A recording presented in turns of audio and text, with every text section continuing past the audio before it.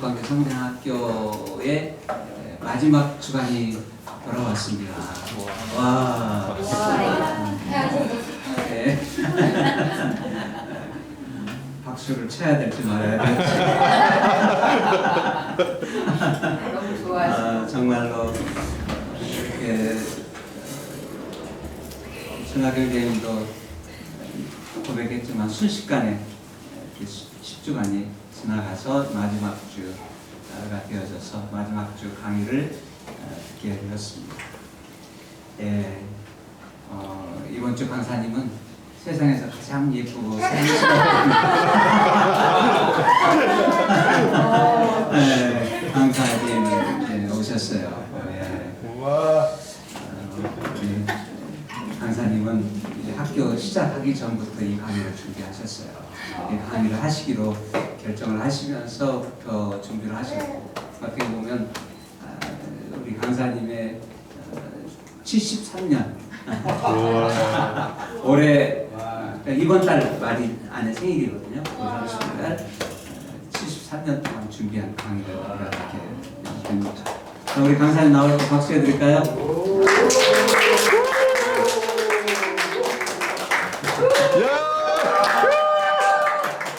네, 여러분 보세요. 잠깐 기도하고 시작하도록 하겠습니다. 예, 사랑하는 아버지 하나님, 세상에서 가장 사랑하고 가장 좋아하는 아내가 오늘 내일 강의합니다. 하나님, 아내의 마음속에 주신 그 하나님의 말씀과 하나님의 마음들이 마음껏 풀어지고 우리 안에서 경험되어지는 은혜가 있게 해주시옵소서. 사랑하는 아내와 늘 항상 함께 하신 그 주님을 사랑하고 찬양하고 좋아하고 기뻐하고 그 주님을 바라봅니다. 예수 그리스도의 이름으로 기도했습니다. 아멘.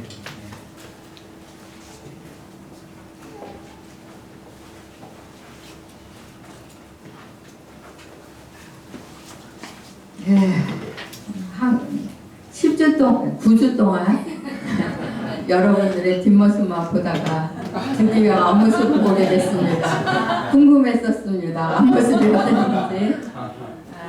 이 시간, 지난 9주를 지나면서 많은 이야기를 하고 싶었어요.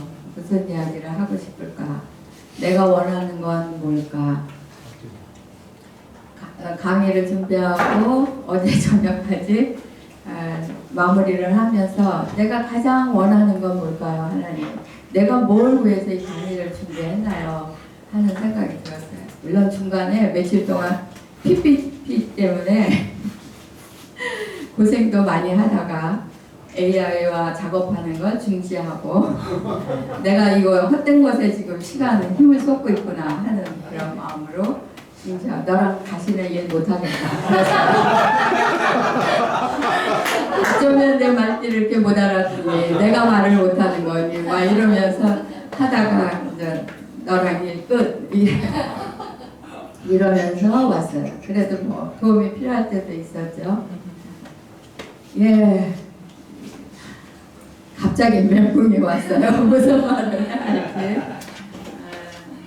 제가 가장 원하는 건 뭘까 다시 한번 보면서 하나님께 기도하는 것은 여러분들이 10주 과정을 지나가면서 여러분이 여러분 자신을 발견하고 더 알아가고 또 이해하면서 앞으로 여러분들이 여러분 안에 있는 상처가 있다면 그 상처를 치유할 수 있는, 물론 우리가 우리 자신을 치유할 수는 없겠죠. 그렇지만 우리가 어떻게 치유하고 회복하는 방법들을 배웠어요. 그 방법들을 사용하면서 치유되어지고 회복되어지고 그러면서 예수 그리스도에게까지 성장해 갈 수 있는 힘을 얻는 그런 시간이었으면 좋겠고, 또 그것을 이번 강의를 통해서 다시 한번 생각해보는 시간이었으면 좋겠다. 그리고 가장 바라는 건 예수 그리스도까지 성장하는 것뿐만 아니라 우리가 사는 이 삶 속에서 성령 안에서 자유한 자가 됐으면 좋겠어요. 우리가 자유가 뭔지, 우리가 사람들을 만나면서 나의 모습 그대로 보여주면서도 자유할 수 있는 그런 은혜가 우리에게 있었으면 좋겠습니다 하고 기도했습니다. 예, 이제 여러분은 마지막이라는 단어를 들었죠. 그 마지막이라는 단어를 들으면서 지금 다 감정이 다를 거예요. 올라오는 감정들이 다 다를 거고 마지막에 대한 생각이 다를 거예요. 그러나 제가 가정 상담 사역학교나 학교들을 시작하고 마무리하면서 늘 하는 이야기가 있어요. 이제부터 시작입니다. 여러분은 그동안 정보를 많이 입력하셨어요. 그리고 프로세스 할 겨를도 없이 또 정보를 입력하시면서 여기까지 왔어요. 그래서 이 시간에는 어떻게 보면 저는 여러분을 뒤에서 다 여러분이 무엇을 들었는지 또 어떤 이야기들을 나누었는지 알았기 때문에 좀 총정리해 가면서 여러분들이 이동안 배운 것들을 가지고 어떻게 앞으로 나아가서 여러분들 삶에 이 배운 것들을 여러분들이 어떻게 사용하고 또 그 사용한 것을 가지고 어떻게 성장해 가야 하는지 아마 그 작업을 여러분들하고 하게 될 것 같아요. 이렇게 보니까 여러분이 무서워지네요. 그냥 편안하게. 근데 여기 있는 사람들이 정말 재미있는 것은 이 가족관계 성장학교를 하나님이 얼마나 축복하셨는지 인간 발달 단계 이야기를 하려고 보니까 태아기서부터 70대까지 다 있는 거예요. 이런 학교 있을 수 없거든요. 그런데 예전에는 50대까지 밖에 없었는데 이제 드디어 제가 70대까지 점을 찍고 이러면서 이 학교는 정말 축복된 학교구나. 우리가 태아서부터 우리가 다 같이 왜냐면 그래야 관심이 생기거든요. 그 세대가 없으면 관심 없어서 안 듣고 싶어 해요. 이거 왜 들어야 하나 하는데 이제 그런 것이 있는 것이 또 감사했고 또 하나는 오늘 우리가 나눌 건 자녀 양육에 대해서는 오늘 얘기하지 않을 거예요. 우리가 재양육받아야 할 사람들인 걸 우리가 이미 알고 있죠. 지난 9주를 지나면서 우리에게는 저마다의 상처가 있구나. 정도의 차이는 있지만 우리 모두는 상처가 있어요. 상처가 없다면 정말 그 축복된 사람이지만 이 제약된 세상에서 살면서 부모가 주지 않았어도 세상이 주기도 하고 하면서 우리는 저마다의 상처를 가지고 있어요. 그런데 그 상처가 우리를 힘들게 하기도 하고 자라지 못하게 하잖아요. 그래서 우리는 상처가 치유되고 회복되어지는 것뿐만 아니라 자라게 하기 위해서는 다시 재양육이 필요하다. 그렇기 때문에 이번 강의들은 재양육에 초점을 맞추게 될 겁니다. 자, 그러면 우리 시작하기 전에 지금의 나를 만나봅시다. 그래서 여러분에게 종이를 나눠드릴 거예요. 자, 이걸 나눠드리면 이제 여러분들이 작업을 하시면 되는데요. 여기 안내가 나온 것처럼 그에 따라서 지금의 나를 색으로 표현한다면 어떤 색인가요? 이걸 작업하기 위해서 뭐 스티커를 또 준비할까, 뭐 크레용을 준비할까 했는데 지금 그거보다는 그냥 여러분들이 좀 생각을 해보시면서 지금의 나에 대해서 한번 생각해 보시면 돼요. 저도 이제 한번 해봤거든요. 근데 바로바로 드는 생각을 쓰는 게 오히려 그게 더 빠르대요. 다시 생각해서 과장을 하고 또 만들어 보려고 하니까 그거는 지금의 나가 아닌 것 같은 느낌이 들었어요. 그래서 여러분도 한번 바로바로 드는 생각들을 한번 적어보세요. 자, 여기서 요구하는 것들은 여러분 다 이해하시죠? 뭘 하라고 하는지.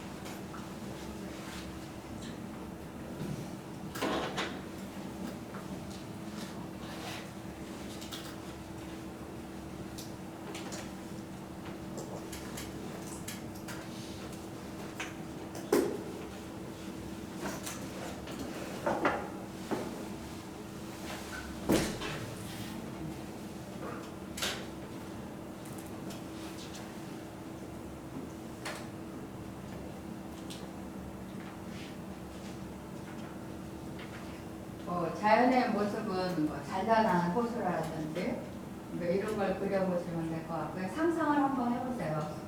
뭐 식물의 모습은 막 싹이 나는 새싹과 같은 뭐 이렇게 여러분의 자신을 그렇게 표현해 보면 좋을 것 같아요.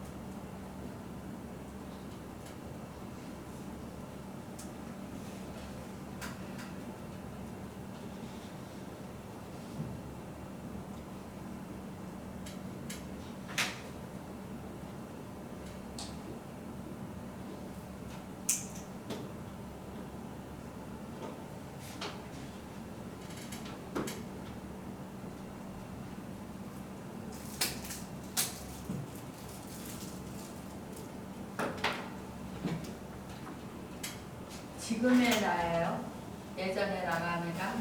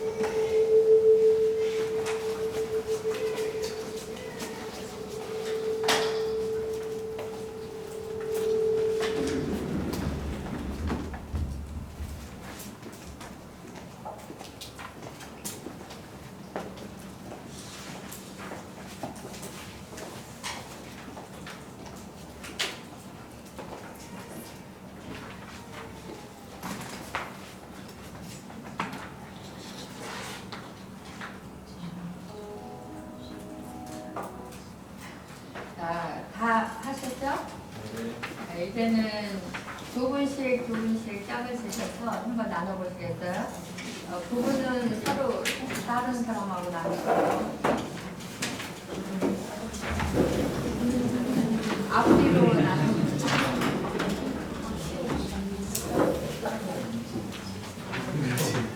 나눠보고요. 세 사람 나누고 노란색.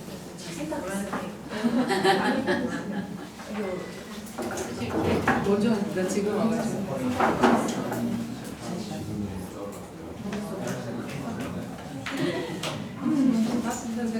해요? 아니면 색깔을 나눠요? 네, 노란색. 따뜻하지 않나? 색은 하늘색.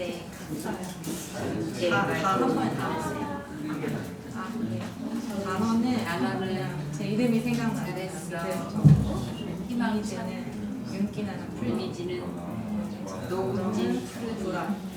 만약에 하고 싶은 한마디는 잘하고 사랑 흔들리는 바지. 마음은 새로. 하늘색. 앞으로 나에게 어떤 계획을 갖고 싶어. 엄마 잘 걸어왔어. 또다시 걸어가자. 한마디 잘하고 있어.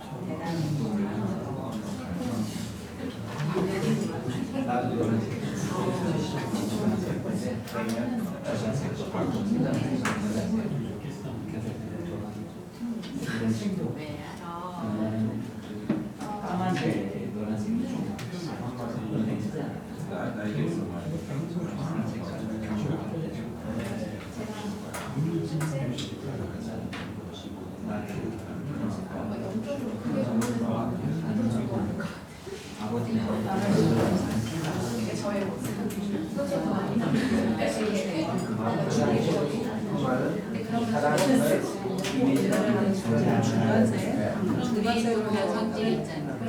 용기가 어떠한 거야.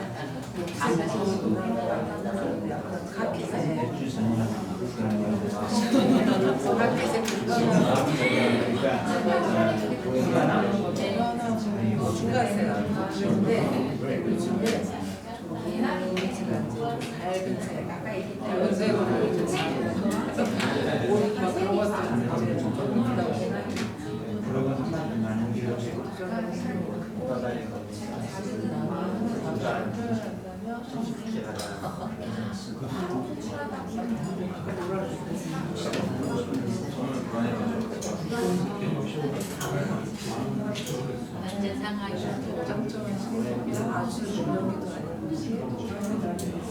이게 되게 안 싫죠. 그렇게 다른 단어가 이거 구하는 떠오르는 거 나의 이름이 제일 많이 떠오르는 믿음이라고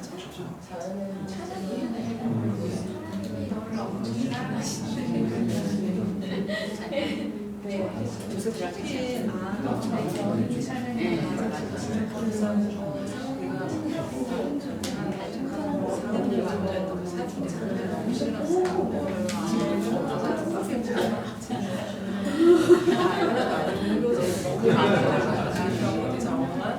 부담스러운 부분도 있어. 대학생 때 친구를 만나서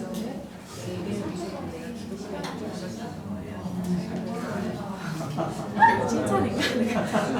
그렇죠. 내가 갇혀서 생각했으니까 다음부터는 이름을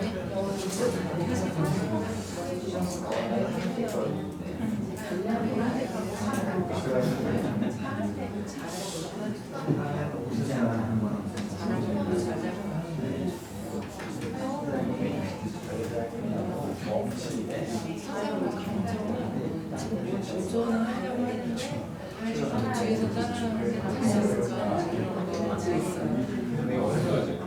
보존하고 싶은 마음도 있는데 나는 생각보다 이런 그만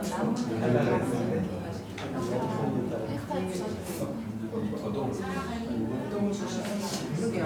시식까지 다시 한다면 그랬을 때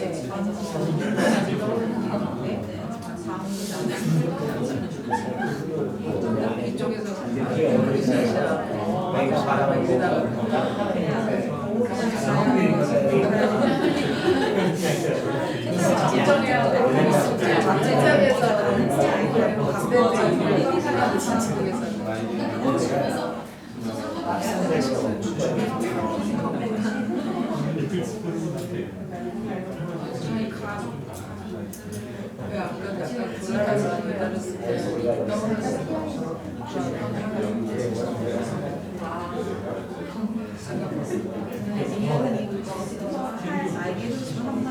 잘하고 있다는 우리가 서로에게 많이 해줘야 자신감이 생각해 그렇지 않지만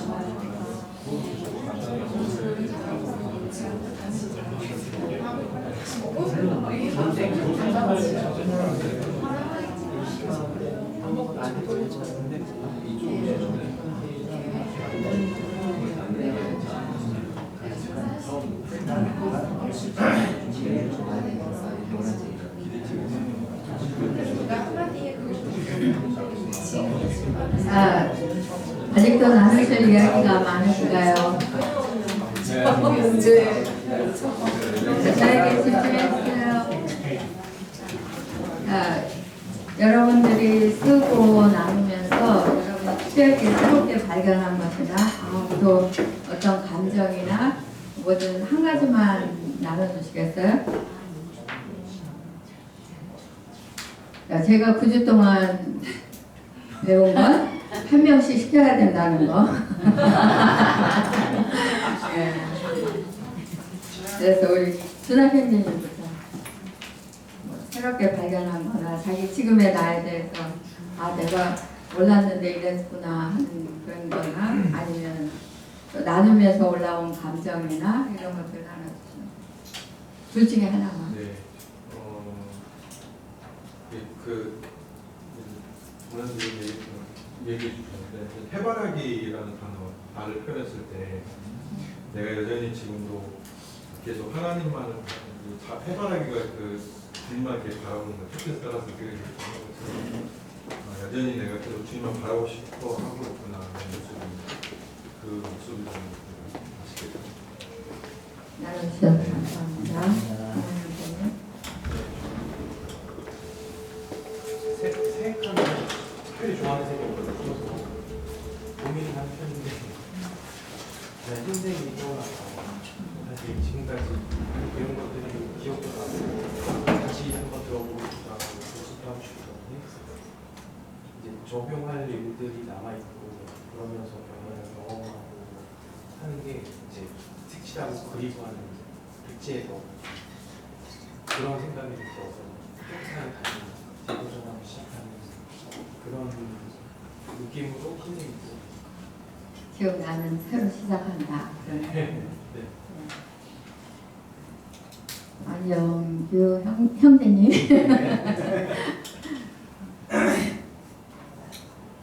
약간 최근에 제가 이제 오늘 살아갔었는데 그전에는 제가 뭐 하늘색을 늘 좋아한다고 생각을 했었는데 그게 하나님께서 나한테는 웜톤이 나한테 맞는 색깔이다. 뭐가 맞는다고요? 따뜻한 색깔. 웜톤. 네, 네. 차가운 색깔보다는 네. 나한테는 웜톤이 더 맞다. 그래서 제가 새로운 밝은 관계. 앞으로 옷을 그냥 사장님이 그렇고 아니면 아내도 그냥 그쪽 색깔이 더 낫다고. 그래서 내가 좋아하는 색보다는 다른 사람들이 안 어울리는 색으로 이제 옷을 해야 되겠다. 지금의 나의 색깔은 뭔가? 그래서 이거 웜톤인데 검은색을 해야 되나? 그건 그러니까 지금은 좋아하는 색이라든지 이런 걸 말하는 게 아니고요. 여기서 원하는 건 지금의 나를 표현한다면 내 마음이 만약에 어둡다, 회색 같다, 나는 지금 이렇게 상황이 앞이 보이지 않는다, 깜깜하다, 그러면 블랙, 뭐 이런 걸 원하는 거예요. 예, 좋아하는 색깔이 나고. 하늘색으로 하겠습니다. 저는 여기 좋아한다라는 거 하나도 안 써 있거든요.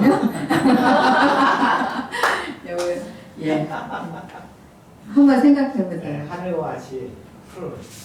네. 생각을 예, 나눠주셔서 감사합니다. 현경재님. 네. 저는 일단 이거 답을 쓰기가 너무 어려워가지고 진짜 뭘 써야 되지 생각이 잘 안 나서 금방 생각나는 거 쓰라고 하셨는데 생각이 잘 안 나서 너무 힘들었고요. 쓰기가. 그 중에서도 제일 힘들었던 건 단어가 제일 힘들었어요. 이거 그냥 나중에 쓰긴 썼는데 잘 모르겠어요. 그것이 나를 표현하는 건지는 잘 모르겠지만 답은 적긴 적었는데 제가 적기를 맨 나중에 적은 게 단어고 거기 학생이라고 적었는데 글쎄요. 어쨌든 쓰기가 저게 답을 달기가 되게 어려웠습니다. 나눠주셔서 감사합니다. 여기 정답은 없어요.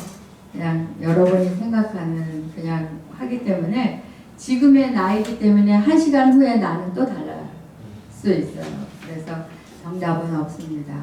근데 저도 현경재님 같이 마찬가지로 단어로 쓰는 게 제일 어려웠어요. 예. 한숙자매님. 글쎄요, 저는 이거 마음을 표현하자면 지금 요즘 내 마음에 가장 자주 찾아오는 감정. 그게 이게 지금 이제 개인적인 나이로나 아니면 또 이제 가족관계 성장학회를 마치는 시점, 또 이제 뭐 이런저런 생각을 하다가 앞으로의 달려갈 길, 그다음에 앞으로의 그 프로세스 해야 되는 이 상황 속에서 감정이 소망 할 수 있어 뭐 이런 흥분된 마음도 있지만 또 한편에서 할 수 있을까 이렇게 두 마음이 싸우고 있는 것 같아요. 나눠주셔서 감사합니다. 애연 자매님.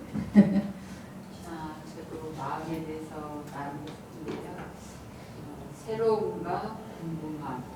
내가 이 가족 학교에 들어왔는데 이것을 통해서 마치고 나면 하나님께서 나한테 어떤 계획을 갖고 계실까? 궁금함. 나 이만큼 또 하나님 안에서 다시 또 성장하는 계획이 주셨는데 무엇을 계획하고 계실까? 이런 궁금함이 많아지는 것 같고요. 그래서 하고 싶은 말은 잘 걸어왔어. 다시 이번에는 예수님 손잡고 다시 걸어보자. 네, 나눠주셔서 감사합니다. 현숙자매님. 저기 은정자매님부터 나눠주세요.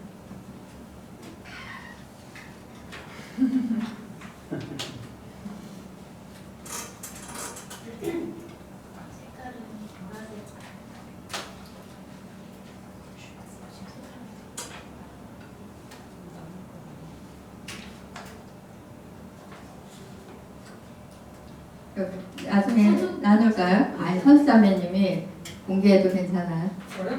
네. 아니 뭘 잡수시고 계셔서 앞에서 시킨 거예요. 제가 의도는 다른 게 없었어요. 단순하게. 이런 거 괜찮죠? 우리 뭐 다 오픈된 관계니까.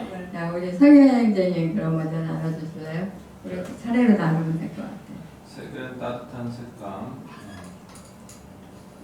크리미한 느낌, 하얀색, 또는 검은색, 강하지도 약하지도 않고, 단어는 불안한 주 안에서는 한없이 평안, 이미지는 물든 동산, 마음은 들러움이라 생각했다, 진짜 마음은 행복해지고 싶은 주 안에서 진짜 기쁨을 향한 끝없는 갈망, 한마디, 성현아 넌 잘 될 거야, 괜찮아, 주님께서 높이실 거야, 주님을 가진 것이 모든 것을 가진 사람이라 넌 그런 하나님의 사랑스러운 아들이야. 여기까지 있습니다. 그래서 감사합니다. 그래서 무엇을 배우셨어요? 뭘 발견하셨어요? 저는 사랑스러운 아들이라는 것을 다시 살기 더 좀 크게 얘기해 주세요. 제가 여러분들한테 부탁할게요. 제가 잘 들리질 않아요. 그러니까 조금 더 볼륨을 높여서 이야기를 해주시면 저도 다 들을 수 있고 다른 사람도 다 들을 수 있을 것 같아요. 제가 상기시킨 저만의 조금 더 크게. 저는 사랑스러운 하나님의 아들이라는 것을 다시 느끼게 해주는 것 같습니다. 아멘. 네. 아멘. 예, 나눠주셔서 감사합니다. 수미자매님. 한 가지만 나누시는 한 가지만 거예요. 나누죠. 예, 뭘 배웠는지, 네. 뭘 발견했는지, 뭘 느꼈는지. 한 가지 발견한 것은 제가 단어를 물이라고 썼는데 물. 네. 제 마음 안에는 나는 이거저도 아닌 것 같아 이런 마음이 있어서 감사합니다. 많이 없어졌어요. 이런 마음이 있어서 물이 떠올랐나? 라고 생각했는데 이 애영 권사님이랑 이 얘기를 나누면서 제가 설명을 하더라고요. 근데 물은 무엇이든 될 수 있고 그리고 물은 또 생명을 살리는 존재이다. 약간 하나님의 오리지널 디자인 생각나는 그런 발견이 있었습니다. 들어주셔서 감사합니다. 감사합니다. 네. 저는 세 개 다 연결이 돼 있어가지고요. 이미지가 꽃이 활짝 피어있는 꽃밭이었거든요. 아, 죄송합니다. 저는 제가 너무 예쁘다고 생각해서. 그래서 꽃밭이라고 했고, 근데 마음은 흔들흔들이라고 했어요. 감정인데 그 흔들흔들이 여러 가지 감정을 담고 있어서이기도 해요. 요즘에 이제 여러 가지 생각도 많고 여러 가지 환경들도 있고 하나님 안에 늘 있지만 그럼에도 여전히 흔들흔들하는 그 모습을 연상하게 됐었던 것 같아요. 그래서 이미지하고 마음하고 연결이 되어져서 그렇지만 저에게 하고 싶은 한마디는 그렇지만 뿌리가 깊게 박혀 있어. 뿌리째 뽑히는 게 아니라 꽃이어서 막 흔들흔들하다가 뽑힐 것 같잖아요. 그렇지 않은 것에 대한 하나님 안에서 뿌리가 깊게 박혀 있기 때문에 어떠한 바람에도 흔들흔들 오히려 흔들흔들하는 게 아름다워 보이지 그게 뽑히지는 않기 때문에 잘 뿌리 박혀 있어라고 저한테 해주고 싶었던 말인 것 같아요. 여기에 제 소감도 같이 들어가 있어요. 나눠주셔서 감사합니다. 네. 저는 이미지에 식물을 하라고 했는데 동물을 해가지고 뭐라고 하겠어요? 식물을 쓰라고 했는데 동물을 썼는데 예. 이미지에 저는 백조라고 썼어요. 제가 저를 되게 예쁘다고 생각한 거예요. 아주 자존감이 높은 자매님들이에요. 네, 그리고 백조가 원래 아기 때는 되게 못생겼잖아요. 그래서 약간 그런 의미도 있어서 결혼하고 잘 성장했다. 그래서 그런 이미지였고 그 나한테 해주고 싶은 한마디는 여기까지 성장하느라 고생했다. 그리고 네가 나의 그 하나님의 날개 아래 쉰 것처럼 너도 너의 날개 밑에서 사람들의 쉼이 되는 그런 사람이 될 것이다 이런 마음 주셔가지고 네, 감사했습니다. 네. 나눠주셔서 감사합니다. 저는 같이 그룹에서 나누고 다시 돌아앉았을 때 조금 드는 생각이 제가 떠오르는 이미지는 윤기 나는 풀잎이라고 썼거든요. 그래서 제가 원하는 저의 모습이 약간 광택이 나고 윤기 나고 튼실한 화초 같은 그런 모습을 원하는데 실은 제 마음에 주는 감정은 불안이에요. 그래서 불안은 조금 제가 생각하기에는 풀이 연약하고 조금 메말라가는 것 같고 앙상해지는 그런 건데 제 마음의 감정과 제가 외적으로 생각하는 이미지에 차이가 있는 걸 보면서 아직 좀 제가 내 안에 있는 감정을 바라보는 것보다는 외적인 모습이나 보여지는 것을 좀 더 중요시하는 부분이 나에게도 있다 이런 생각이 들었던 것 같습니다. 들어주셔서 감사합니다. 나눠주셔서 감사합니다.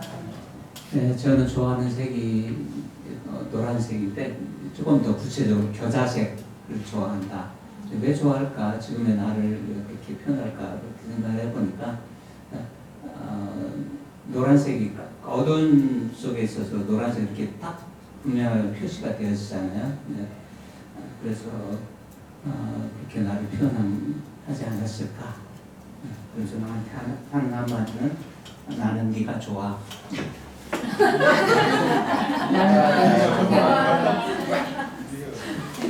저는 사고 나서 들었던 마음이 그 전체적으로 막 되게 하늘색, 구름, 바람에 살랑이는 나뭇잎, 햇살에 일렁이는 모습 막 이런 건데 마음이 부담스러움이에요.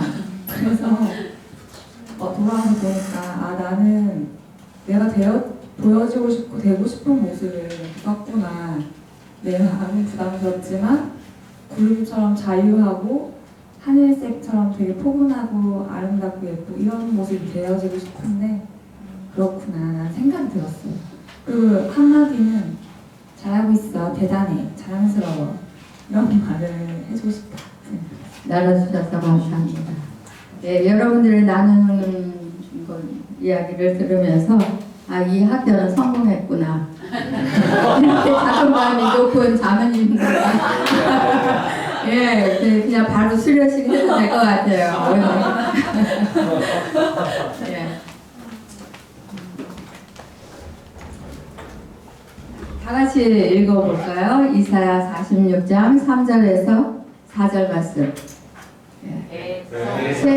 태어남으로부터 내게 안겼고 태에서 남으로부터 내게 업힌 너희여, 너희가 노년에 이르기까지 내가 그리하겠고 백발이 되기까지 내가 너희를 품을 것이라. 내가 지었은들 내가 업을 것이요 내가 품고 구하여 내리라. 제가 춘천에 와서 제일 많이 묵상한 말씀이에요. 노년기에 들어가면서 저는 70 전까지는 내가 노년기라고, 세상이 나를 노년기라고 말하지만 나는 아니다 그랬는데 70이 넘으면서 아, 나는 노년기구나 라는 걸 받아들이기 시작한 것 같아요. 근데 춘천에 와서 정착하면서 질문이 생기기 시작했어요. 젊어서 열심히 사역하고 그랬을 때는 하나님이 나를 돌보시고 나의 필요를 공급하신다고 믿고 여기까지 왔는데, 과연 이 노년의 때 내가 여기서 노후 대책도 없어, 실비보험도 없어, 뭐 가진 게 하나도 없는 거예요. 그나마 이제 월세 집 있는 거, 그렇다고 그런 모든 것들을 생각하면서 불안하기 시작했어요. 과연 남들은 지금 몰라도 선교사님들도 대부분 보면 노후 대책이 있더라고요. 같은 뭐 집이라도 뭐라도 이렇게 하나씩 있는 것들을 얘기하는 걸 들으면서 어머 난 저것도 없네 저것도 없네 저것도 없네 그렇게 하면서 불안해하는 나를 봤어요. 그러면서 계속해서 그때그때 필요를 보면서 하나님, 내가 아무것도 하지 않아도 하나님 나를 책임지실 건가요? 나에게 주실 건가요? 라는 질문을 많이 했던 것 같아요. 근데 지난 4년 동안 춘천에 살면서 하나님이 그렇게 공급하시는 걸 볼 수 있었고, 또 그것뿐만 아니라 뒤늦게 나에게 나아갈 길을 보여주시고 심장이 뛰게 하는 일을 주셨잖아요. 남편이 잠깐 나눴다고 얘기했는데 작년 총회에 어느 그 예배 시간 전에 제가 앉아서 이렇게 얘기했어요. 하나님, 요즘 나 심장 뛰는 게 없어요. 내 심장 좀 뛰게 해주세요. 춘천에 와서 집 정착하면서 이제 쉬고 싶었어요. 나 그동안 너무 수고 많았어. 정말 이제 아무것도 안 해도 돼. 충분해. 이 정도면 되지 않아? 나 이제 쉴 거야. 그걸 남편에게도 선언했어요. 나는 쉴 거야. 근데 이게 쉬는 게 밥도 하기 싫어지더라고요. 나한테 밥 달라고 하지 마. 막 이런 마음까지 있을 정도로 아무것도 하기 싫었어요. 그냥 쉬고만 싶었어요. 근데 어떻게 쉬는지 모르겠더라고요. 그냥 아무것도 안 하는 게 쉬는 게 아니잖아요. 그러면서 뭐 그러니까 자연스럽게 감정도 우울해지기도 하고 가라앉기도 하고, 이제 그런 시간들 속에 또 어려운 시간들도, 큰아이가 또 아토피로 막 고생하는데 옆에 와서 있고 막 이런 거와 겹쳐서 많이 좀 우울한 감정이었던 것 같아요. 그래서 지치기도 하고. 근데 총에 앉아서 제가 왜 심장이 뛰게 해달라 그러는지 지금은 좀 후회하지만 그날은 정말 심장 뛰는 일이 있었으면 좋겠다, 그런 마음이 들었던 것 같아요. 나도 모르게 왜 그 순간에 그 말이 툭 나왔는지는 모르겠어요. 근데 이제 예배를 드린다고 전부 나오라고 해서 앞으로 나가는데 거기 앞에는 3개의 지도가 깔려 있었거든요. 그래서 이렇게 나가는데 우크라이나가 딱 보이는 거예요. 그러면서 그 자리에 가서 서게 되더라고요. 딱 서는 순간에 심장이 막 뛰기 시작하는 거예요. 그래서 이거 뭐지? 그런데 만약에 제가 그 말만 하지 않았다면, 아 그냥 성령이 내게 임하셔서 이 나라를 위해서 기도하라 하나 보라, 그렇게 말도 이제 꼬이지만 그러나 그러신가 보다 그렇게 생각할 텐데, 제가 한 말이 있잖아요. 이거 뭐지? 나보고 지금 우크라이나?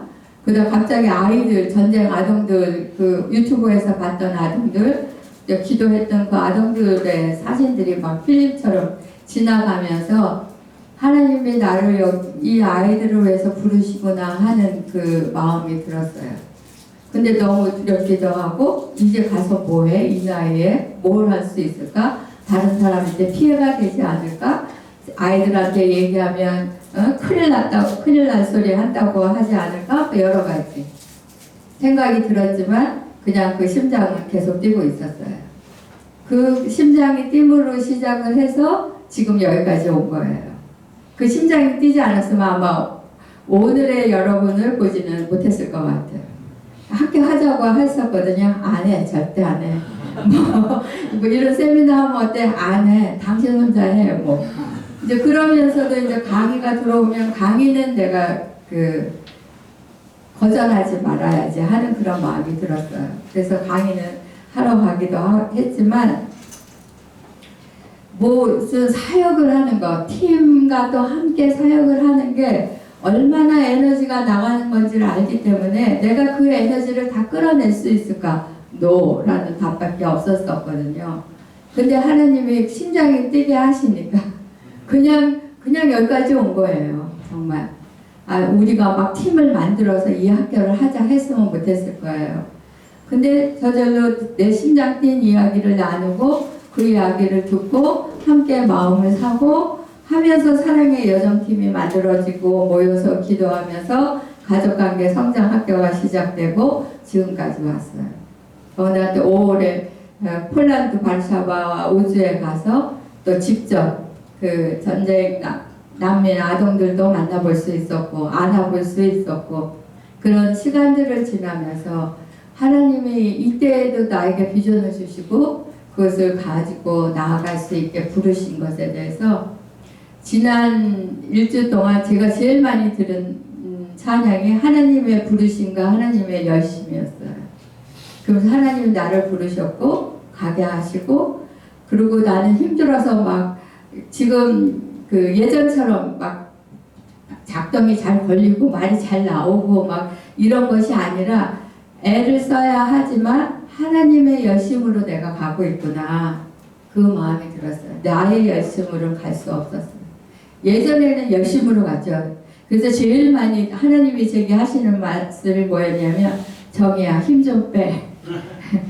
제가 성령보다 앞서가는 것 같은 느낌도 많이 들었거든요. 빠르고 빨리 해야 되고 하는 그런 사람이었는데 이제는 힘이 없어서 빠르지도 못해요. 그렇지만 이때 하나님이 나에게까지도 이런 비전을 주시고 부르셨다면 젊은 여러분은 하나님의 와이나 그죠? 여러분은 왜 안 부르시겠어요? 여러분에게 왜 비전이 없겠어요? 여러분은 하나님의 부르심과 함께 열심으로 나아갈 수 있는 힘과 건강과 젊음이 있잖아요. 저는 이 말씀을 묵상하면서 하나님이 이제까지 나를 정말 내가 태어남으로부터 안겨 있었고 또 태에서 남으로부터 하나님께 엎여 있고 노년의 일까지 그리 하겠다고 하신 약속의 말씀을 지금 내게 이루시고 계심에 감사하는 그러면서 울컥하고 하나님의 부르심과 그 열심의 찬양을 들으면서 혼자 들으면서 많이 울컥했던 것 같아요. 자, 하나님은 평생 우리를 돌보신다고 좀 전에 읽은 말씀에 말씀하세요. 태에서부터 노년까지 내가 너희를 품는다. 하나님은 우리를 지으신 분이기에 누구보다도 우리를 잘 아셔서 우리에게 맞는 그 부르심을 부르신다고 믿어요. 저는 저희 남편과 결혼하고 제일 많이 기도했던 게 무엇이냐면 저는 다른 사람과 잘 비교하는 사람이에요. 경쟁의식도 많고 비교하고 남이 막 이렇게 저는 아프리카에서 온 선교사가 막 이렇게 고생을 했는데 막 열매가 막 이렇게 사람들이 막 구름같이 와서 예수를 믿었다 그러면 아프리카 보내주세요. 그러다 또 중국에서 또 누가 이런 사역을 했는데 지하교회에서 또 이런 부흥이 일어났다. 나 중국 가고 싶어요. 막 이랬던 사람이에요. 그런데 예 하나님이 중국도 어디도 보내주지 않고 그래서 다 가본 것 같아요. 아 그렇구나. 오늘 깨달았어요. 내가 왜 그렇게 다녔나 했더니 그렇게 기도했네요. 예, 그러면서 그 하나님이 나를 이제까지 인도하셨다라는 그것이 너무나 감동스러웠던 것 같아요.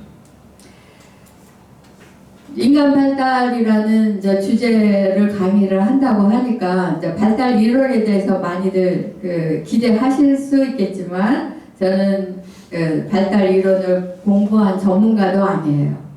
그렇지만 이제 인간 발달 이론에 제가 그냥 참고한 건 에릭 에릭슨의 인간 발달 심리 이론하고 존 볼크의 애착 형성 이론 그 두 가지만 제가 좀 읽어보고 참고했을 뿐이에요.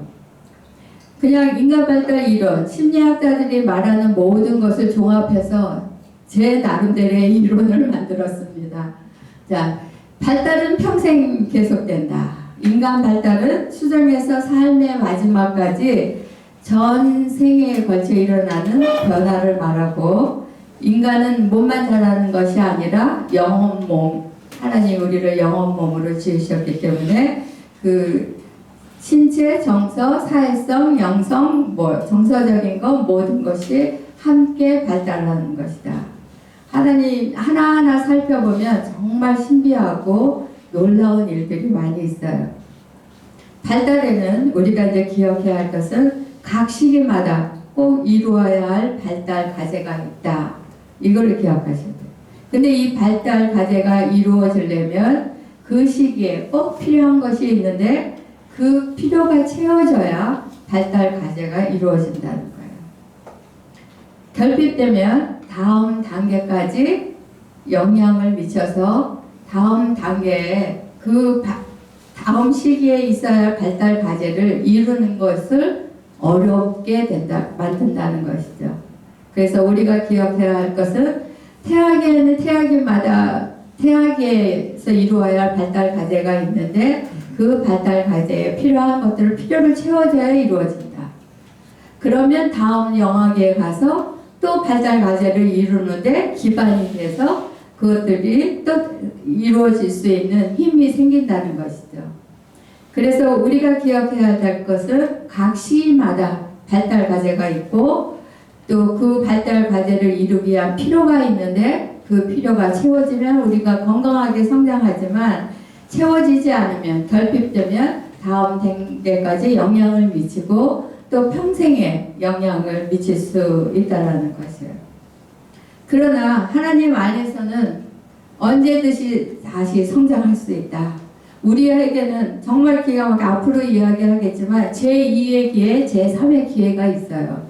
발달 단계 안에서 그것을 재양육할 수 있는 기회를 하나님이 주신 단계들이 있어요. 그래서 우리는 너무 늦었다가 아니고 늦지 않은 것에 대해서 저는 인간 발달 단계의 그 강의를 들으면서 그때 제게는 복음이었어요. 왜냐하면 제가 FMS 가족 상담 사역학교를 하면서 할 때가 언제였냐면 우리 큰아이가 사춘기에 들어갈 때였거든요. 나중에 이야기를 했지만 그 사춘기 청소년기에는 제2의 기회라는 이야기를 들으면서 나에게는 복음이었어요. 다시 시작할 수 있겠구나. 우리 상지가 지금 이 모습이 된 것은 사춘기를 지나면서 사실 그때 나를 하나님이 깨닫게 하시고 다시 재양육할 수 있는 기회를 주셨기 때문에 상지를 지으신 그 모습 그대로 밝히 드러날 수 있었던 것 같아요. 그러지 않으면 우리 아이는 굉장히 성숙된 아이였어요. 어른 같은 얘기를 많이 들었고 어떤 선교사는 우리 상지 데려가고 싶대요. 자기 애들 봐주게. 그 정도 아이들을 좋아하고 잘 봐주고 자기의 그 원함이나 그런 것을 강력하게 표현하지 않았던 아이예요. 엄마 아빠를 더 생각했던 애. 그런 아이가 지금 조금 상지 아시잖아요.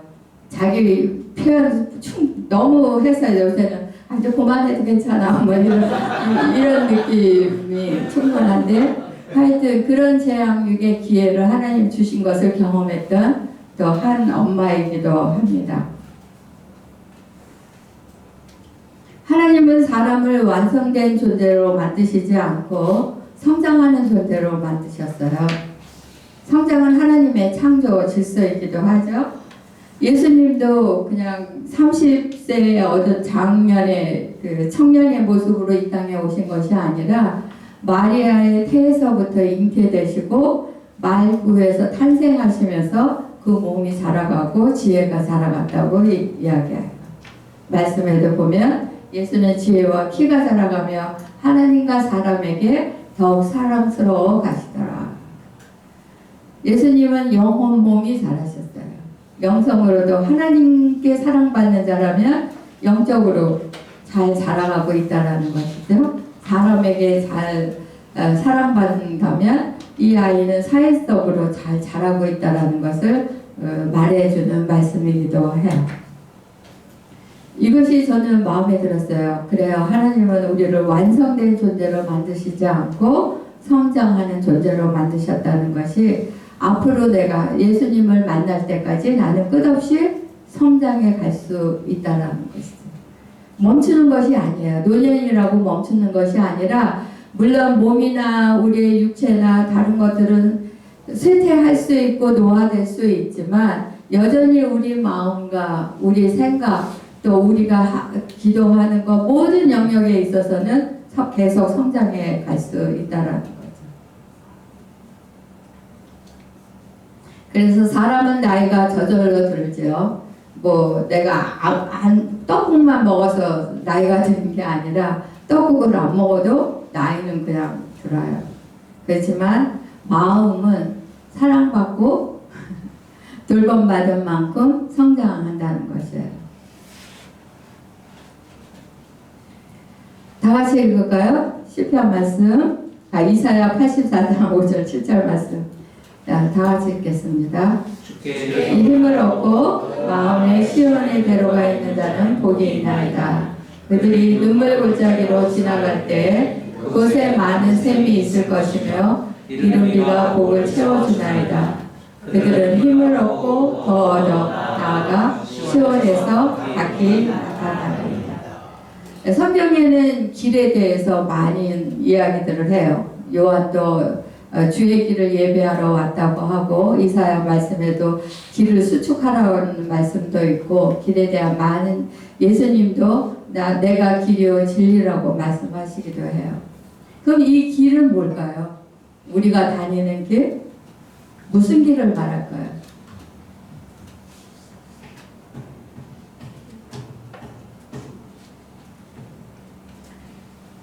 저는 여기에 시온의 대로가 있는 자. 시온은 어떻게 보면 그 추상적인 것이잖아요. 실제로 존재하는 것은 아니지만 성경에 시온에 대해서 이야기를 하는데 시온은 하나님의 임재하심을 또 우리가 때로는 그렇게 해석하기도 하는데 주님 앞에 나아가는 길. 주의 길을 예배하라고 했잖아요. 요한은 주의 길을 예배하는 자라고 부르심을 받았는데 또 예수님이 길이시잖아요. 근데 예수님은 어디로 가는 길이세요? 우리가 하나님 아버지께로 가는 길을 그 길이시라는 것을 말씀하시는 것처럼 우리 마음에 시온의 대로가 있는 자가 복이 있다. 얼마나 복이 있겠어요? 하나님께 나아가는 길이 대로예요. 그럼 내가 지금 하나님께 가야지 하고 그냥 나가기만 하면 바로 하나님 앞인데 우리는 하나님 앞에 나아가는데 힘이 들어요. 왜 그 힘이 들어요? 그냥 주저앉기도 하고 누가 끌어 잡아당기면 갈 수도 있고 그 예배에 하나님 임자 앞에 나아가는 게 쉽지 않을 때가 많이 있잖아요. 우리는 축복인 게 무엇이냐면 준학 형제님의 예배 인도로 인해서 우리는 매주 그 시온 하나님 앞에 쉽게 나아갈 수 있는 그런 예배 가운데 나아갈 수 있는 그런 은혜가 있었던 것 같아요. 근데 그들이 눈물 골짜기로 지나갈 때 시온의 대로가 있는 자들이 그냥 바로 나갈 수 있었던 건 아니에요. 눈물의 골짜기가 있었어요. 우리는 지금 제가 살아오면서 저는 수없는 골짜기를 지나왔던 것 같아요. 제가 나한테 주는 한마디, 그 한마디가 포기하지 않고 여기까지 와줘서 고마워. 예. 잘 버텨줘서 고마워. 제가 잘한 건 그 두 가지인 것 같아요. 포기하지 않았고 버텼던 거. 그래서 여기까지 온 것처럼 그 안에 눈물의 골짜기들이 있어요. 내가 눈물을 흘려봐야 얼마큼의 샘을 만들 수 있겠어요. 근데 그 눈물의 골짜기에 하나님이 이른 비를 부으신다고 하시는 거예요. 그래서 그 자리에 이른 비를 부으시니까 내가 흘린 그 눈물의 샘에 이제 샘이 넘치기 시작하게 되는 거죠. 그러면서 눈물이 보이던 생명의 샘이 되게 하시는 하나님. 그 샘이 흘러 다른 사람의 목마름까지 적시게 하신다고 하세요. 때로는 나는 그 목마름을 제가 어떻게 적실 수 있겠어요. 근데 그냥 사람들이 함께 하면서 이야기를 들으면서 그들이 때로는 목마름이 가시는 것 같이 보일 때도 있고 또 갈증을 좀 채워준 것 같은 그런 모습을 볼 때도 있어요. 나를 더 이상 상처에 붙잡혀 살아가는 사람이 되지 않게 하셨어요. 내가 계속 주님 앞에 나아가려고 할 때마다 나의 상처를 통해서 다른 사람의 상처를 이해하게 되고 내가 받은 하나님의 위로와 은혜를 그것을 나눌 수 있는 그런 은혜가 있었던 것 같아요. 헨리 나원이 말한 상처받은 치유자가 내가 되었구나 하는 생각을 하면서 감격스러울 때도 있습니다. 자, 심리학 이론이나 우리가 많은 걸 배웠어요. 가족관계 성장학교에서 배운 것을 가지고 우리의 상처를 치유할 수는 없어요. 우리의 상처를 치유하시는 분은 오직 하나님뿐이십니다. 그런데 왜 우리가 이런 걸 공부해야 돼요? 왜 이런 걸 배워야 될까요? 저는 이렇게 말하고 싶어요. 우리가 하나님께로 나아가는 시온으로 가는 그 길은 우리 길 앞에는 가시적 엉커길도 있고 돌짝도 있고 많은 걸림돌이 있는데 그것을 채워줄 수 있는 도구가 심리학이나 우리가 배운 이론들이라는 것들이에요. 그런 것들을 통해서 그 돌들을 치우고 장애물을 치우면서 하나님께 나아가는 길이 대로가 될 수 있게 만드는 것. 그 작업을 우리는 지난 9주 동안 해왔던 것이에요. 여러분 우리 지금 뭐하고 있었지? 이거 뭐 하는 거지? 왜 이걸 배워야 하지? 이거는 그냥 가족만 얘기해야 되는 게 아닌가? 그것이 아니라 이런 것들을 통해서 하나님께 나아가는 길, 그 길을 넓히고 수축하고 잘 만들어서 다른 이들과 함께 그 길을 갈 수 있는 자가 되기 위해서 우리는 그 작업들을 하고 있었던 거예요. 심리학에서 배운 것들, 또 여기서 배운 것들을 가지고 우리는 하나님께 나아가는데 그것들을 배웠기 때문에 우리가 무엇을 어떻게 기도해야 하는지를 배운다고 저는 생각해요. 전혀 원가족에 대해서 전혀 몰랐다. 그러면 그냥 하나님 나 뭔지 모르지만 뭐 이런 상처가 있어요. 이렇게 기도밖에 안 되지만 하나님 내 원가족에서 내가 이런 대우를 받았고 이렇기 때문에 내가 이런 것들이 필요가 있었는데 결핍되어서 내가 지금 이런 반응을 보이고 있어요. 하나님 이걸 알게 해주셔서 감사합니다. 그렇지만 나는 여기서 잘하고 싶어요. 그럼 하나님이 그 기도가 더 구체적이고 또 명확하고 하면서 그 기도에 대한 응답을 내가 받고 있는지 계속 내가 나를 재양육해 가면서 볼 수 있는 것을. 그래서 때로는 우리는 기도만 하면 돼. 하나님 앞에 나가서 말씀으로만 하면 되지. 하나님 말씀하시면 임재하시면서 예배하면 다 치유되어지고 회복되어지는 거 아니야?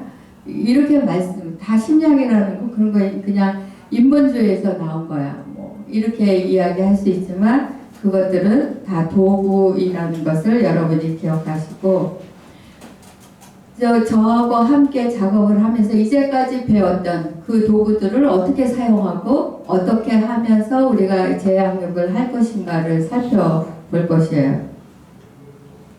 자, 말이 빨라지기 시작하죠. 시간을 보니까 말이 빨라지기 시작합니다. 자, 우리의 성장을 방해하는 것들이 있어요. 죄와 또 상처 그리고 무지함이에요. 우리가 그동안 배운 것들을 정상이 아닌 것들을 정상이라고 생각하는 무지함이 우리에게 있어요. 이게 옳아라고 생각하지만 그것이 옳은 것들이 아닌 것들이 우리 안에 어려서부터 배워온 것들이 있어요. 익혀진 것들이 있어요. 우린 그걸 가지고 이게 정상이라고 생각하고 옳은 것이라고 생각하고 지금 살아가고 있어요. 그러면서 그러기 때문에 뭐가 문제인지도 모르는 때가 있습니다. 그래서 이 죄와 상처, 무지함을 다뤄야 되겠죠. 뭐 죄는 여러분 다 아시는 것처럼 회개하고 상처는 치유하고 또 무지함은 배워야 되겠죠. 잘못된 것을 다시 배우는 것이 더 어려워요. 지금 우리 요엘이나 루아처럼 이때부터 잘 가르치고 정상적인 걸 가르치는 걸 배우는 것보다 이미 몇십 년 산 우리가 다시 배운다는 것은 쉽지가 않습니다. 이 죄와 상처와 무지함은 관계와 정체성을 왜곡시켜 버려요. 그래서 이런 것들이 우리에게 심각하게 우리 삶을 성장하지 못하게 만드는 것들이 되죠. 자, 상처는 용서해야 되겠죠. 우리에게 상처를 준 사람들. 이런 작업도 필요하고 또 잘못 배운 것을 배우는 것. 그리고 중요한 것은 자기를 돌보면서 재앙육하는 것이 필요합니다. 자, 우린 지금까지 이 구제의 시간들을 보내면서도 여전히 그냥 과거에 배운 방식대로 그냥 살아갈 수 있어요. 그럼 여전히 똑같은 삶을 살게 되는 거죠. 그러나 새로운 방식을 다시 배워서 그것이 여러분 삶의 그 방식대로 살아간다면 여러분은 계속해서 성령 안에서 자유한 자가 될 거라고 믿습니다. 상처에 대해서 이야기하면 하나님이 의도하셨던 존재를 자신을 경험하지 못하게 만드는 하나님이 만드신 나를 경험하지 못하게 만드는 우리 정체감에 남아있는 상처와 아픔들이라고 말해요. 네, 이것을 보통 이제 트라우마라고도 얘기하지만 저는 쉽게 그냥 상처로 얘기하고 싶어요.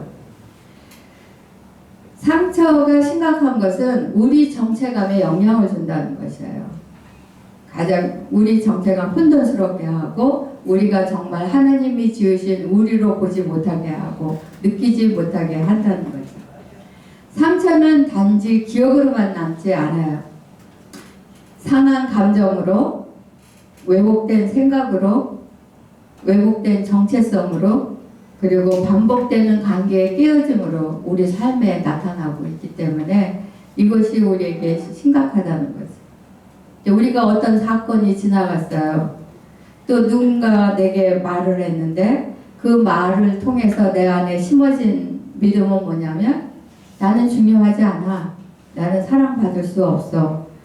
사람은 믿을 수 없어. 같은 결론이 남을 수 있다는 거죠. 치유는 사건을 기억하는 데서 끝나지 않고 그 사건을 통해 무엇을 느꼈고 나 자신에 대해 무엇을 믿게 되었는지를 발견하게 하는 것입니다. 그것이 시작이에요. 자, 우리가 상처 얘기도 했고 지난번에 심상욱 선교사도 A유형, B유형 이야기를 했는데요. 이것은 뭐 질병관리통제센터에서 말하는 그 유형은 아니에요. 단어들은 아닌데 대체로 크리스천 상담가들이 이 이야기를 많이 써요. 특히 캐톨릭 계통의 상담 심리학자들이 쓰는 유형인데 우리가 상처를 이해하는 이제 두 가지 관점으로 보아야 더 상처가 이해되기 때문에 B 유형의 외상과 A 유형의 외상을 이제 이야기하는 것이에요. B 유형의 외상은 있어서는 안 될 것이 있었던 경험이에요. 있어서는 안 되는 일이 우리 삶에 있었던 거, 예를 들면 폭력, 비난, 비교, 거절, 모욕, 수치심, 학대, 그 외에도 많은 것들이 있겠죠. 이 비유형의 외상은 그냥 뭐 사람들이 이렇게 돌봐서 나아지는 것이 아니고 우리 윤정현 선교사님이 강의하신 마음치유 기도를 통해서 이것이 치유되어지고 회복되어질 수 있는 것이에요. A유형의 외상은 있어야 할 것이 없었던 경험이에요. 마땅히 우리 삶에 있어야 할 것들, 사랑, 보호, 공감, 인정, 경력, 안정감, 정서적 반응, 그러니까 건강한 정서적 반응. 이러한 것들이 우리 삶 안에 있어야 하는데, 우리가 살아오면서 있어야 하는데, 이것들이 없을 때 우리 안에는 깊은 상처가 돼요. 자, 우리가 교회에 가서 막 부흥회에 가서 은혜를 받아요. 은혜를 막 받고 나니까 막 울고 막 하니까 나 이제 다 치유된 것 같아. 다 끝난 것 같아. 나 이제는 얼마든지 세상에 나가서 잘 살 수 있어. 막 이제 그러고 집에 들어왔는데 아이들이 방을 난장판을 만들어 놨어요. 그때 뭐라고 그래? 이것들이 사단이야. 나 지금 은혜 받고 왔는데 나를 다 도롱으로 만들었다 하면서 막 아이들에게 소리 지르고 하는 것들을 봐요. 그런데 그것이 B형의 상처는 치유되어졌을지 몰라요. 그때 그 기억들, 그것에 대한 새로운 해석을 통해서 치유되었을지도 모르지만, 그러나 마땅히 받아야 할 것을 받지 못한 그 결핍들은 결국 다시 양육을 받지 않고는 채워질 수 없는 것들이거든요. 근데 우리는 그것을 계속 체험을 받으려고 하지 않았고, 또 그렇게 건강한 관계를 이루는 공동체 안에서 그 체험을 받을 수 없는 상황이었고, 그렇기 때문에 계속 그 자리에 머물러 있는 거죠. 그래서 이런 것들이 우리가 왜 재양육이 필요한지를 말하고 있습니다. 자, 그러면 이제 저는 B형의 외상은 이미 윤정현 선교사가 또 이도원 선교사님 인지행동치료, 마음의 치료 다 우리 배웠잖아요. 이제 그거는 접어들고 A형의 외상에 대해서만 얘기하겠습니다. 자, 여러분이 이제 이 시간부터 생각해야 할 것은, 여러분이 자라오면서 나는 무엇을 받지 못했는가? 마땅히 받아야 할 것이었는데 나는 무엇을 받지 못했는가를 생각해 보십니다. 성장하면서 우리에게 필요했던 것들이죠. 근데 그 필요를 채워지지 않았어요. 예를 들면 환영받는 것, 내가 태에서 잉태되었을 때, 엄마의 태에서 잉태되었을 때 온 가족이 기뻐한다는 거. 저는 이제 아이 셋을 낳았잖아요. 근데 셋 다 임신했을 때의 반응이 달랐어요. 첫애가 임신했을 때, 임신 소식을 듣고 병원 밖을 나왔을 때 우리 남편이 첫 번째 반응은 팔짝팔짝 뛰면서 나도 이제 아빠다. 그거였어요. 근데 둘째가 임신할 때는 그래도 20개월 지나서 이제 나니까, 그때 아들이었으면 좋겠다는 게, 저희 그 시부모님 또 어른들은 다 아들을 원하잖아요. 더군다나 장남이니까. 그리고 저는 이제 제가 남자들하고 있을 때는 편안해요. 그러니까 저는 아버지에 대한 사랑을 충분히 받지는 못했지만 아버지가 저를 학대하거나 그럴 수 있는 기회가 없었기 때문에, 오히려 그리고 하나님을 만났기 때문에, 하나님 아버지를 만났기 때문에 저는 남자들하고 편안하게 지내요. 이야기하는 것도 형제들하고 이야기를 하는 걸 더 편안해요. 저희 남편은 자매들과 이야기하는 걸 더 편안해요. 그러니까 몇십 명이 있는 그 장소에서 우리 둘을 딱 풀어놓으면 저는 형제들하고 같은 식탁에서 이야기를 하고 있고, 저희 남편은 자매들하고 같은 식탁에서 이야기를 하고 있어요. 남편은 자기 아버님보다 어머니를 더 편안해 갖고 아버님을 미워했던 그런 과거도 있으니까. 그런데 저는 이제 엄마랑 살아야 했기 때문에 엄마가 주었던 그 상처들이 있잖아요. 그러니까 제 안에 나는 엄마가 되면 딱 한 가지, 우리 엄마 같지는 않을 거야 였어요. 우리 엄마 같이는 하지 않을 거야. 이게 제 안에 상처였어요. 근데 저는 엄마를 불쌍히 여기는 것을 언제 시작했냐면, 저희 엄마가 29살에 이혼하시고 혼자 되셨거든요.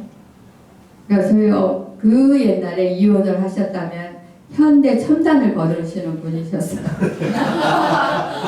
진짜 미팔군 부대에서 사령관 비서도 하셨어요.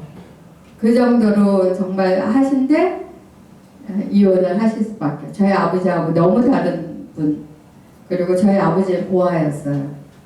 그래서 어느 날 충청도 서산에서 태어나신 분이 경기도 인천으로 오셔서 그 저희 어머니의 할아버지 외갓집이 사는 동네에 들어오셨다가 굉장히 키도 크고 힘도 세 보이고 아 우리 집에 정말 필요한 사이다 생각하고 그냥 결혼을 시켜버린 그런 케이스였거든요.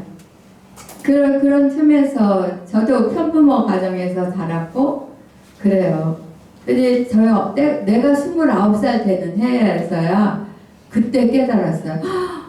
우리 엄마는 이 나이에 애 셋이 있었다고 생각을 하니까 엄마로서는 아직도 마음이 아프지만 한 여자로서는 엄마가 너무 불쌍하고 너무 안 될 마음이 있더라고요. 그러면서 엄마를 긍휼히 여기려고 해도 여전히 나에게는 엄마이기 때문에 그 엄마와 그 합평하면서 지나는 것이 쉽지 않았던 것 같아요. 그런데 내가 보면서 생각했던 건 뭐냐면 어느 날 하나님이 엄마가 나에게 상처를 준 게 아니라 내가 기대했던 엄마가 나를 상처를 줬구나 라는 생각이 들었어요.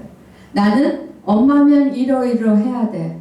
엄마면 따뜻하게 안아주고 엄마 배 아프다면 배도 쓸어주고 그리고 안아주고 품어주고 그래야 엄마 아니야? 그런 엄마인데 우리 엄마는 전혀 안아주지도 쓰다듬어 주지도 않았어요. 그러면서 나에게 요구만 했어요. 맞으니까 네가 다 책임져야 돼. 너 동생들이 잘못되면 네 책임이야. 이것들도 네가 해야 돼 하는 그런 이야기들만 하셨고 요구만 하는 엄마였기 때문에 그것이 엄마는 지금 생각하면 요구할 수밖에 없었고 너무 벅차고 너무 힘들었다는 게 이해가 되지만 그때 나는 이해가 되지 않았고 내가 받아야 할 것 그거 엄마가 채워주지 않으니까 나는 여전히 배고파하고 여전히 허기지고 그러면서 그런 사람을 찾아보려고 애를 썼었던 것 같아요. 우리 계속해서 보겠습니다. 그렇게 한영맞춤. 저는 또 저희 바로 전에 언니가 제가 태어나기 전에 죽었대요. 그래서 그때 내가 잉태되었을 때 감정들이 묘했을 것 같다라는 그런 상상을 해봐요. 그래서 내 안에 그런 환영받는 존재, 나는 그 사람들이 환영해 줄까 하는 그런 질문들도 많이 해봤던 것 같아요. 자, 수용과 용서, 기쁨의 존재가 되는 경험들. 자, 내가 나 있는 그대로 받아들여지는 것. 그러니까 제가 이제 남편한테 당신은 나를 사랑하지만 좋아하지는 않아 한다는 말은 나를 수용하지 않는다라는 느낌이 많이 들어요. 저희 남편은 성질이 급하고 직선적이고 빠르고 또 주도적인 사람을 싫어해요. 근데 제가 바로 그래요. 그러기 때문에 제 안에 자꾸 메시지가 남편 나를 사랑하지만 좋아하지는 않아. 제가 이 강의를 준비하면서 계속 건드려지는 거예요. 이런 거 저런 것들이 막 건드려지면서 긴장도 되고 또 앞으로 강의할 것도 뭐 여러 스트레스가 많이 있기도 하지만 갖고 남편한테 막 얘기를 하다가 좋아하지 않는다는 얘기를 또 했어요. 내가 왜 이 얘기를 또 할까? 그러고 나서 그 이야기를 들은 남편이 지난주부터 나는 당신을 좋아해. 당신이 그렇게 말해도 좋아해. 이제 계속 하는데 처음에는 좀 너무 립서비스 같기도 하고 그랬는데 그냥 좋은 거예요. 그냥 좋은 거. 좋아합니다. 그래서 계속 말하라고 그랬어요. 계속 하라고. 네, 어제 좀 뜸해서 저녁에 오늘 좀 뜸했네 계속 하세요. 그래서 저 지금 제압력 받고 있는 중이에요. 예. 그냥 난 당신이 나를 좋아한다고만 말해주면 나는 돼. 다른 사람 다 말해주지 않아도. 그래서 하여튼 무슨 마음을 먹었는지 계속 그렇게 얘기를 해주는데 싫지 않더라고요. 그래서 계속 하라고 하고 있습니다. 기쁨의 존재가 되는 경험들. 우리는 아기 때 다 기쁨의 존재가 돼요. 우리 루아를 보면서 우리 다 기뻐하잖아요. 요엘이 보면서 막 기뻐하잖아요. 활짝 웃고. 그런데 그때만 우리가 기뻐하고 사실 아이들을 키우면서 자라니까 막 요구하는 게 많잖아요. 지금 우리 막내딸은 아주 너무 힘들어하고 있어요. 혼자 밥도 제대로 못 먹고 화장실도 제대로 못 가 막 혼자 육아를 하다 보니까 그 힘든 거를 이제 하면서 와서 며칠 있으라고 막 할 정도로 전혀 신혼 때는 그런 말 전혀 없었거든요.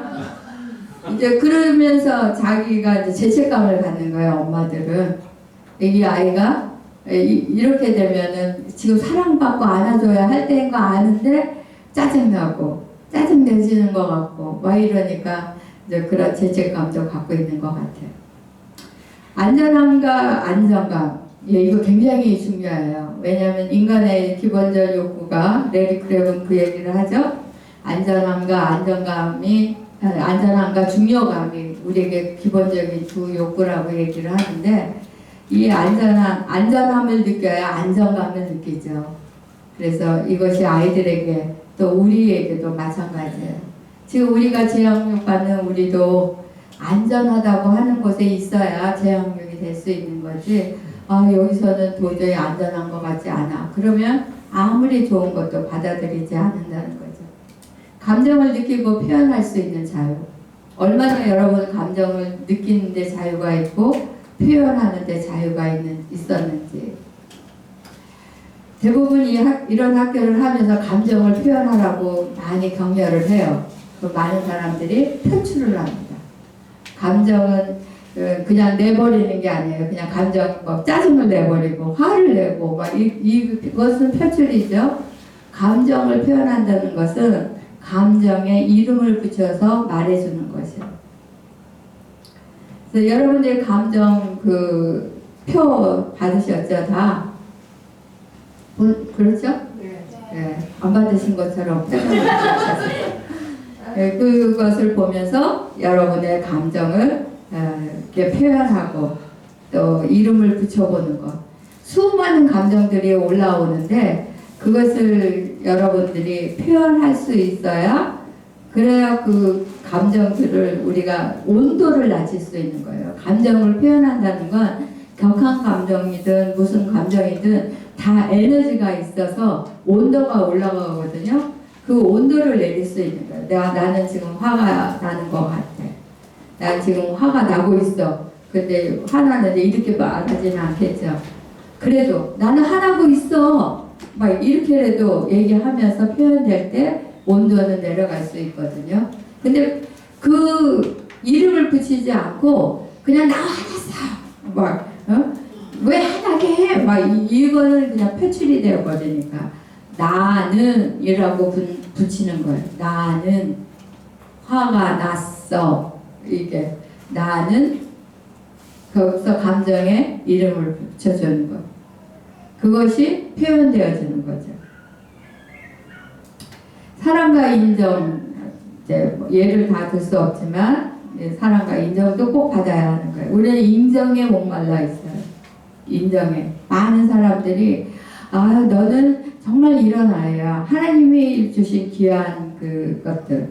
하나님이 너를 이렇게 만드신 것 같아. 너는 이런 면이 너무 좋아. 너는 이런 면이 정말 다른 사람들을 기쁘게 하기도 하고 또 다른 사람을 위로하기도 하는 것 같아. 그런 인정들을 받는 것. 또 축하와 격려 굉장히 중요해요. 생일 축하하는 거.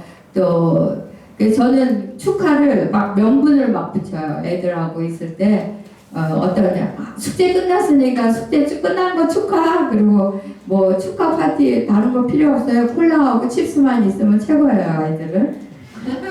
그러면 축하 파티가 되는 거예요. 또 프로젝트 끝났다 그러고 뭐가 끝났다. 발표에 프레젠테이션 했는데 하고 왔다. 시험이 끝났다. 그 다 축하 파티할 명분이거든요. 그런 것들을 만들어서. 그래서 학교 할 때 치앙마이에 있을 때는 명분을 많이 만들어서 나가서 자주 모임도 많이 했는데 거기는 싸기도 하고 그럴 수 있는 그런 여건들이 많이 만들어져서 그런 기회를 갖는데 그런 것들이 우리를 재양육하는데 필요한 것들인 거죠. 저는 현규 형제님이 영화를 많이 보신다고 하셨잖아요. 그것도 제 양육 중에 하나인 거예요. 자기를 돌본, 자기가 좋아하는 것을 거기에 투자하고 마음도 들이고 또 시간도 들여서 그것을 할 수 있다라는 것, 그것도 하나의 제 양육 방법 중에 하나라는 생각이 들어요. 적절한 훈육과 지원, 자기 개발의 기회. 사실은 다른 어떤 것보다도 이게 중요해요. 많은 사람들이 양육, 사랑 막 하면 그냥 다 받아줘야 되고 막 뭐 기뻐해줘야 되고 막 그래요. 그냥 모든 걸 받아줘야만 한다고 생각하는데 자녀 양육에 있어서도 가장 중요한 것은 적절한 훈육입니다. 훈육이 돼야지 그 아이가 자기 자신도 편하게 살 수 있어요. 아직도 가야 할 길을 쓴 스커트 팩은 이렇게 말하고 있어요. 훈련되지 않은 사람은 자기도 힘들고 남도 힘들게 한다. 그 훈련되어져야 돼요. 적절한 자기 개발의 기회를 갖는 것. 이것이 없었던 것이에요. 이것도 결핍이에요. 우리 부모들이 어떻게 이럴 때 어떤 행동을 해야 되고 어떻게 해야 된다는 것을 가르치지 않았다는 거죠. 무조건적인 사랑과 무조건적인 허용을 우리는 혼돈하고 있어요. 무조건적인 사랑은 무조건적인 허용이 아닙니다. 그래서 젊은 엄마들이 한테 보면 허용을 많이 해요. 막 뛰어다니고 막 뭐만 난리를 쳐도 그냥 놔두는데 그거는 허용이에요. 사랑이 아니고. 그때는 물론 아이들이 뛰어다니고 하는 건 자연스러운 거예요. 그렇지만 아이한테 이런 데서는 이렇게 하는 것이 아니야. 못 알아듣고 다음에 또 그럴 수 있어요. 그렇지만 다시 또 단호하게 이런 데서는 이렇게 하는 것이 아니야. 그걸 벌을 주거나 때리거나 이것을 해서 교정하는 것이 아니라 매번 그런 상황일 때마다 가르쳐야 된다는 거예요. 훈련시켜야 된다는 거죠. 적절한 신체적인 접촉과 돌봄, 선택의 기회의 자유, 이런 모든 것들이 우리에게 마땅히 있어야 된다는 거죠. 적절한 신체적인 접촉과 돌봄, 버지니아 사티어가 지난번에도 윤정현 선교사 얘기했잖아요. 목사님이 버지니아 사티어가 4번 안아주면 죽지 않고 살고 8번 안아주면 그럭저럭 살고 12번 안아주면 어떻게 해요? 성장한다고 이야기했어요. 그래서 지금 자리에서 일어나셔서 12번 안아주세요. 근데 형제님들이 12번 없으니까 예? 예. 자기 자신도 안아주고 서로 안아주시면서 그렇게 그래 괜찮아 잘했어 알고 있어요. 그래서 여기까지 끝내려고 합니다. 일어나셔서 안아주시고 안식 시간 가지시면 좋겠습니다. 시계가 이게 맞아요? 가운데 있는 게 맞아요? 하나는 9분 맞네 똑같네.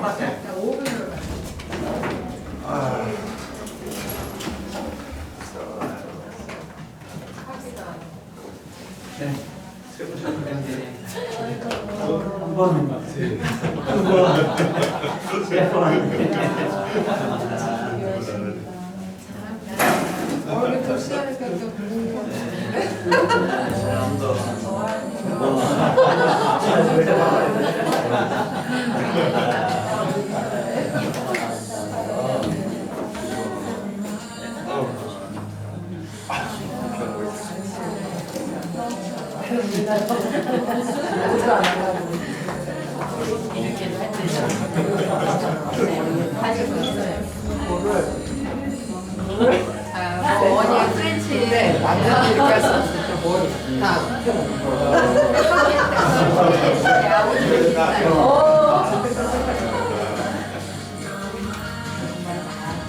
자, 간식 시간 가지겠습니다.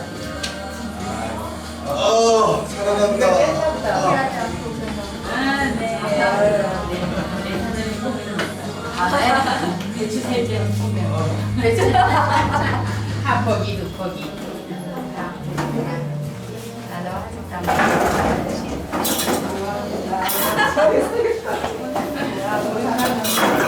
네, 우리 교원생. 이제는 정리가 되는 거예요. 어느 고등학교 때요?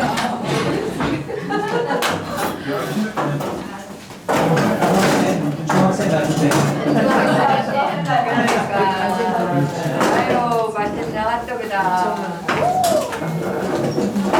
껌이다. 껌이기. 와 너무 맛있겠다. 감사합니다. 감사합니다. 다 앉아요. 네. 바깥에서 드시는 분들 있어요. 여기서 드시지 같이. 자,